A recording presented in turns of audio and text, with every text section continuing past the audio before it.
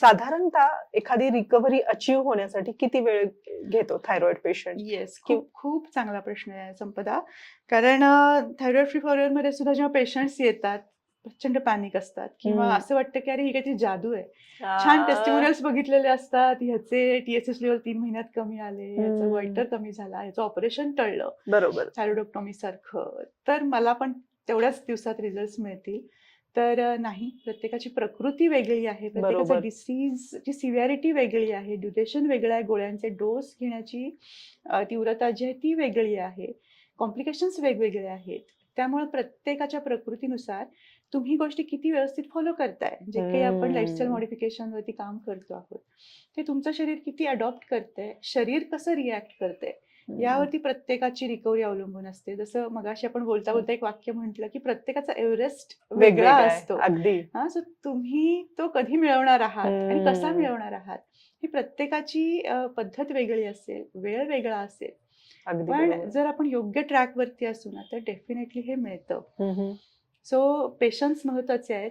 पण जनरली म्हणजे आपल्या रेग्युलर माझ्याही ऑब्झर्वेशननुसार किंवा अमेरिकन असोसिएशन जे थायरॉइडचे आहे त्यांच्याही रिसर्चनुसार 12 वीक्समध्ये तुमचे TSH लेवल्स कंट्रोलमध्ये येऊ शकतात. Very nice. विथ म्हणजे योग्य तुमची लाईफस्टाईल मॉडिफिकेशन तुम्ही केली असेल, योग्य चेंजेस तुम्ही केलेले असतील, तर हे होतं. आणि ओके. आमच्याही ऑब्झर्वेशननुसार हे नक्कीच दिसतंय की जेव्हा आपल्याला हे रिकव्हरी म्हणतो आहोत, गोळ्या आपण कमी करतो आहोत, साधारण 45 to 90 डेजमध्ये तुमचे थायरॉइड लेवल्स पुन्हा कंट्रोलमध्ये यायला लागतात, ओके. गोळ्या कमी केल्यानंतर सुद्धा.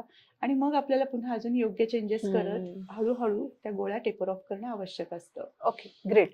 आता जेव्हा ही प्रोसेस सुरू होते रिकव्हरीची, ओके, तर त्यामध्ये लक्षणांमध्ये ऑब्वियस सुधारणा होत असतील, म्हणजे एनर्जेटिक फील होणं किंवा वेट लॉस होणं किंवा वेट गेन होणं, वेट मॅनेजमेंटच्या दृष्टीने. तर मग लक्षणांमध्ये सुधारणा दिसतीये पण रिपोर्ट्स मध्ये दिसत नाहीये, असं काही होतं का? असं होतं, खूपदा असं होतं. जनरली आपण जेव्हा थायरॉइड फ्री फॉरएव्हरमध्ये बघतो आहोत हे रिकव्हरी किंवा रिव्हर्सल जे आपण म्हणतो आहोत, फर्स्ट 3 मंथ्समध्ये आपल्याला ना सिग्निफिकंट सिम्प्टमॅटिक रिव्हर्सल दिसतं. बरं. सो अशा केसेसमध्ये थायरॉइड लेवल्समध्ये फारसे बदल आपल्याला दिसत नसतात. बरं. पण सिम्प्टमॅटिक रिव्हर्सल जसं की इन्फ्लमेशन, सूज कमी झालेली असते चेहऱ्यावरची, अंगावरची असेल, हेअरफॉल कमी व्हायला लागलेला असतो, चेहऱ्यावर एक ग्लो यायला लागलेला असतो किंवा इंच लॉस दिसतो, फॅट लॉस दिसतो, वेट लॉस दिसायला लागतो. ओके. हे खूप लवकर दिसतं. पण पुन्हा मी तेच म्हणेन की तुमच्या प्रत्येकाच्या प्रकृतीनुसार आणि तुमच्या गोळ्या किती वर्ष घेत आहात यावर तुमचे थायरॉइडचे रिपोर्ट्स, TSH किती लवकर कमी होईल किंवा किती वेळ लागेल त्याला, हे अवलंबून असतं. त्यामुळे पेशन्स महत्वाचे आहे की कन्सिस्टन्सी तर सगळ्यात मोठी की आहे. ती नसेल तर नाहीये की मला 3 महिन्यात छान थोडेसे रिझल्ट मिळाले, सिम्प्टमॅटिक रिव्हर्सल मिळालं म्हणून मी खुश. बिलकुल नाही. उलट ती तुमची जबाबदारी जास्त वाढते की जे मिळालेली रिकव्हरी आहे ती टिकवून ठेवणं सुद्धा आणि पुढची रिकव्हरी अचीव्ह करणं सुद्धा. त्यामुळं तुझा जो प्रश्न होता, माझा प्रश्न होता की रिपोर्ट स्लो का दिसतात, म्हणजे रिपोर्ट्स मध्ये फरक नाही जाणवत फारसा, पण सिम्प्टमॅटिक तुम्ही म्हणताय तसं छान दिसतात. अगदी अगदी अगदी. सो हे दिसणं हेही अपेक्षित आहे आणि त्याची पुढची स्टेप आहे ते मग तुमचे थायरॉइड रिपोर्ट्स मध्ये योग्य आपल्याला सिग्निफिकंट रिझल्ट दिसणं. ओके. ह्या रिकव्हरी प्रोसेस मध्ये वेट लॉस आणि गट हेल्थ यावर काय परिणाम होतो? येस, सगळ्यात महत्वाची रिकव्हरी मोड मधली गोष्ट होती ती म्हणजे तुमची गट हेल्थ सुधारते. कारण मी जसं म्हटलं की मेटाबॉलिझम डिस्टर्ब असतं थायरॉइड मध्ये, पहिली गोष्ट अग्नी आपला डिस्टर्ब असतो. सो तिथं आपल्याला काम करायचं असतं आणि काही आपल्या थेरपीज आहेत, डिटॉक्सिफिकेशनच्या थेरपीज आहेत, काही आपले पिलर्स आहेत जे आपण बोलूयात पुढं.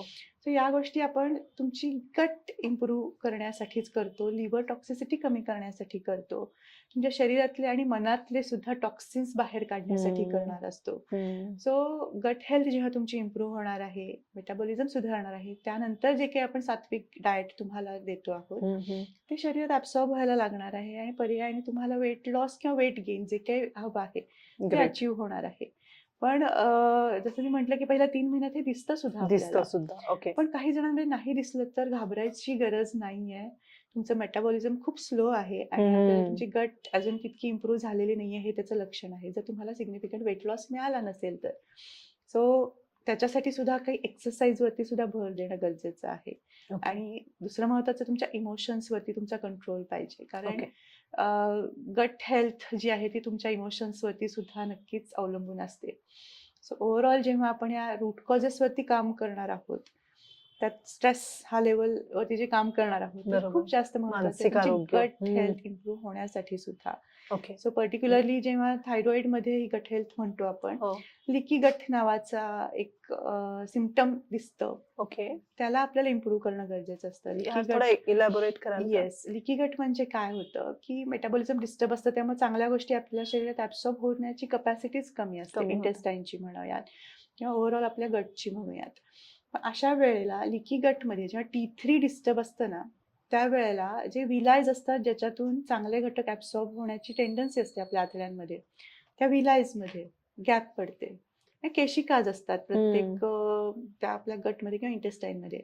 त्या केशिकांमध्ये गॅप पडते आणि त्याच्यामधून म्हणजे चांगले घटक जे ॲब्सॉर्ब व्हायचे असतात, विटॅमिन्स असतील, मिनरल्स असतील, त्याच्याबरोबर टॉक्सिन्स सुद्धा आत खेचले जातात हो. आणि मग शरीरामध्ये ॲसिडिटी वाढणं, फॅट वाढणं या गोष्टी होऊ शकतात.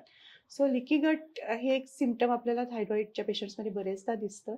सो तिथं आपल्याला इम्प्रूव्हमेंटसाठी ॲसिडिटी कमी करणं, पचनशक्ती जशी आपण काही थेरपीजद्वारे इम्प्रूव्ह करतो आहोत, काही डाएट थ्रू इम्प्रूव्ह करतो आहोत, त्याद्वारे ते हिलिंग सुद्धा लिकी गटमध्ये जे काही गॅप झालाय विलायजमध्ये तो भरून येणं ओके. हे होतं ओके. प्रॉपर डिटॉक्सिफिकेशन प्रोसेसमध्ये. आणि मग तुमची गट हेल्थ योग्य पद्धतीने सुधारते. मग त्यासाठी काही प्रिबायोटिक्सची गरज असेल तर ते सप्लिमेंट्सची गरज असेल तर ते दिले जातात. पण जनरली पहिला आपला सपोर्ट किंवा पहिला आपलं लाईन ऑफ ट्रीटमेंट म्हणूयात ते तुमचं डाएट असतं. राईट. आणि त्यानंतर डाएटमधूनच तुमचे जे काही विटॅमिन्सची डिफिशियन्सी असेल किंवा हिलिंगसाठी त्यातले जे काही औषधी गुणधर्म आहेत आयुर्वेदानुसारचे ते वापरण्याचा आपला प्रयत्न असतो. आणि मग ज्याची गरज असेल तसे सप्लिमेंट्स आपण तिथं ॲडवाईज करतो पेशंट्सना. Very nice. पण गट हेल्थ हा एक खूप मोठा इश्यू आहे थायरॉइडच्या पेशंट्समध्ये. आणि रिकव्हरीमध्ये त्यावर खूप चांगल्या खूप पद्धतीने चांगल्या आपण काम पद्धतीने. करतो. म्हणजे कित्येक 7-7, 8-8 वर्ष कॉन्स्टिपेशननी ग्रस्त असलेले पेशंट्स आपण बघितले, जे विदिन 2 to 3 मंथ्स त्यांचं कॉन्स्टिपेशन पूर्ण कमी व्हेरी झालंय nice. At the age of great. 60 वगैरे. ग्रेट. सो हे अचीव्ह होऊ शकतं नक्कीच. Very good. एकंदरीतच मला हा एपिसोड खूप एनर्जेटिक वाटतोय. म्हणजे जिथे आशा निर्माण होतात, खरंय. कोणाला तरी आपल्याला गोष्टी खऱ्या होऊ शकतात ही शाश्वती देणं, खात्री देणं, बरोबर. याच्यापेक्षा सुंदर काय असू शकतं. अगदी खरंय. पुढचा प्रश्न असा आहे डॉक्टर, की TSH लेवल जर नॉर्मल आपल्याला दिसत असतील ओके रिपोर्ट्स मध्ये, तर रिकव्हरी अचीव्ह झाली असं म्हणता येईल का? आता तुम्ही ते TSH कसं नॉर्मल आलेलं आहे याच्यावरती डिपेंडंट आहे. ओके. तुम्ही नॅचरली काही गोष्टी जसं आपण सांगतोय तसा फॉलो करून TSH कंट्रोलमध्ये आले तर वेल अँड गुड. ओके. तुम्ही मेडिसिनचा डोस वाढवून ते ओढून ताणून आणलेलं असेल तर ते अजिबात चांगलं नाहीये. कारण मेडिसिनचा डोस वाढवताय म्हणजे तुम्ही मेडिसिनची पुन्हा टॉक्सिसिटी वाढवत आहात, मेडिसिनचे साईड इफेक्ट वाढवत आहात आणि ओढून ताणून असं आणलेलं TSH तुमच्या सिम्पटमॅटिक रिव्हर्सलला काहीही कामाचं नसतं. सो कुठल्या पद्धतीने तुमचं TSH कंट्रोलमध्ये आलेलं आहे हे फार राईट. महत्वाचं. फारच महत्वाचा मुद्दा आहे. अगदी ग्रेट. पुढे मला हे विचारायचं होतं की ह्या रिकव्हरी जर्नीमध्ये इमोशनल जर्नी कशी असू शकते? म्हणजे मागच्या एका एपिसोडमध्ये आपण टीनेज मुलींचं बघितलं होतं, पिरियड्सचं बघितलं होतं, अर्ली एज पिरियड्स येणं किंवा 40च्या पुढे पिरियड्सचा त्रास होणं किंवा ह्या गोष्टी मेनोपॉझल एज मध्ये. तर ही इमोशनल जर्नी कशी असू शकते? इमोशनल जर्नी नक्कीच काय म्हणूया वाईट असते. फार पेशंट खूप मोठ्या सफरिंग मोडमध्ये असतात. कारण जसं म्हटलं की 90% लेडीज आहेत. सो आपण स्त्रियांचाच तो विषय आला की इमोशनल म्हटलं की स्त्रिया हा येतोच. आपण ऍक्च्युली दुजाभाव करतो यामध्ये. जनरल इमोशनल दोघंही असतात. पण स्त्रियांना ट्रिगर जास्त होतो या थायरॉइडमध्ये इमोशनल बाबतीत आणि त्याचा इम्पॅक्ट पिरियड्सवरती होताना दिसतो. मग हेवी ब्लिडिंग असतील किंवा मग अमेनोरिया ब्लिडिंग नसतंच किंवा इरेग्युलर मेन्सेस असतात. या वेळेला प्रचंड सफर होतात पेशंट्स कारण जे हॉर्मोनल चेंजेस होतात त्याचा परिणाम म्हणजे मूड स्विंग्स बरोबर. चिडचिडेपणा, याबद्दल पण आपण एक छान एपिसोड केलाय, केलाय. की त्याबद्दल डिटेल बोललोय आपण या सगळ्या मानसिक इमोशन्स आरोग्य. वरती. येस. पण नक्कीच जेव्हा या पद्धतीने पेशंट सफर होतो ना, त्याची मानसिकताच नसते कुठली नवीन गोष्ट शिकण्याची, करण्याची. आणि मग तो ब्लेम गेम पण होतो, की ही अशीच आहे, हिला काही करायचंच नसतं. मी सगळं करतो. म्हणजे बिंग अ मेल अशा बरेच पेशंट्स आम्हाला बघायला मिळतात, की मी हिला सांगत असतो, की व्यायाम कर. मी डाएट करतोय, पण ही मुलं, तिचा स्वयंपाक, तिचं घर, तिचं काम ते उरकतच नाही. सो या सगळ्या गोष्टींमध्ये ती पेशंट अजूनही डिप्रेस होते. काही केसेसमध्ये म्हणजे आफ्टर प्रेग्नन्सी, पोस्टपार्टम डिप्रेशनमध्ये सुद्धा पेशंट जातात, जेव्हा थायरॉइडने ते ग्रस्त असतात. त्यामुळं थायरॉइडच्या पेशंट्सच्या तुम्ही मेल आहात, फिमेल आहात, तुमच्या इमोशन्सनं जपणं फार महत्त्वाचं आहे. कारण परत TSH आपल्या ब्रेनमध्ये सिक्रेट होतं. तर पहिल्या एपिसोडमध्ये आपण म्हटलं होतं, हायपोथॅलॅमसमधल्या पिट्युटरी ग्लँडमधनं TSH सिक्रेट होतं. सो जेव्हा तुम्ही कुठल्याही इमोशनल अपसेट्समध्ये असाल, स्ट्रेसफुल कंडिशनमध्ये असाल, निगेटिव्ह थॉट्समध्ये असाल, ओव्हर थिंकिंगमध्ये असाल, तर तुमचा TSH अफेक्ट होणार आहे. आणि मग ह्या रिकव्हरी जर्नीमध्ये मग ह्या सगळ्या गोष्टी पण सेट होत असतील ना, त्यांचे इमोशनल इम्बॅलन्स बॅलन्स होतो का? येस, नक्की होतो. त्याच्यावरती सुद्धा काम करतो आपण. पर्टिक्युलरली जे मी ते 4 रूट कॉजेस सांगितलं त्यातला चौथा महत्त्वाचा रूट कॉज, आणि मला फार आनंद होतो, की आम्हाला याच्यावरती काम करायला मिळतंय.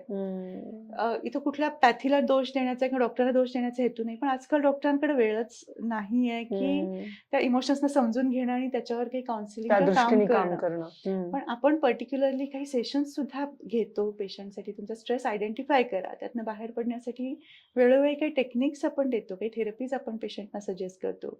पर्सनली काही लोकांना, काही पेशंट्सना गरज असेल तर पर्सनल काउन्सिलिंग सुद्धा आपण तिथं देतो. ओके. सो इमोशनल इम्बॅलन्स जो झालाय तो बॅलन्स करणं हे आपलं पर्टिक्युलरली पहिलं महत्त्वाचं काम असतं थायरॉइड प्रिफॉर्मरमध्ये. कारण बाकी बरेच ठिकाणी लोकांनी डाएट केलेला असतो. फॅट डाएट असतं, क्रॅश डाएट कोर्स असतात, व्हॉटएव्हर त्याच्यावर आपण आता नको जायला. पण डाएट करून जर फक्त थायरॉइड रिव्हर्स किंवा रिकव्हरी झाली असती तर फार सोपं होतं. पण जनरली ते होताना दिसत नाही. पण थायरॉइड फ्री फॉरवर्डमध्ये इतके पेशंट्सना आपण मदत करू शकलो, त्यांना हे रिकव्हरी रिव्हर्सल देऊ शकलेलो आहे. त्याचं मेन कारण हेच आहे, की त्यांच्या इमोशन्सवरती आपण काम करू शकतोय. ग्रेट. आणि इट इज व्हेरी रेअर की कोणीतरी ऐकणार आहे. अगदीच. व्हेरी हॅपी की तुम्ही आहात, तुमची टीम तशी काम करते. अगदीच नक्की.